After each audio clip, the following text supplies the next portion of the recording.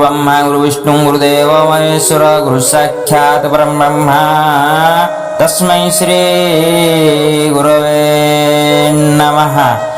जय जगन्नाथ जय सीताराम बंधुगण। आज चलतु जानिमा किछि गुरुंग विषय रे।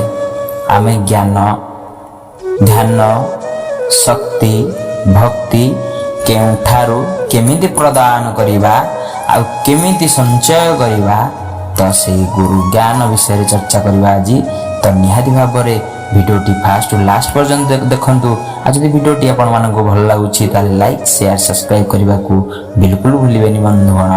तो भिडियोटी बड़ न करी चलंतु आमे गुरु ज्ञान आड़ी की जिबा। ईश्वरंक सदा अति स्वप्न से आम समस्तंक भितरे विद्यावान। ऐश्वर्य समस्त मध्य समस्त स्वभावना विद्यमान। सत्संग सेवा भजन दर्शन आदि द्वारा यह आम जीवन में प्रकट होता है। यह को जानिबा पाई उपलब्ध करिबा पाई लोड़ा स्वप्नयान हेउछि आत्मायान, जहाँ माध्यम रे परम पिता सानिध्य पाई हुए।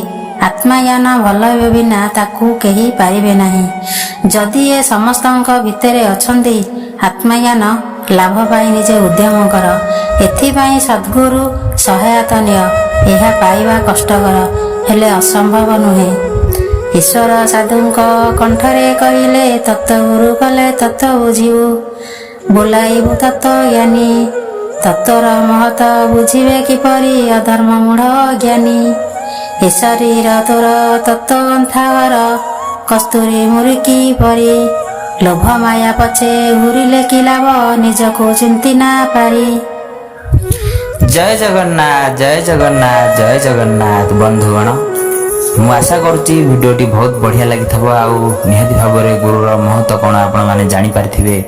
तो जदि भिडियोटी भल लगुच लाइक शेयर सब्सक्राइब करने को बिल्कुल भूलिबेनी। आप रही जय जगन्नाथ जय सीताराम।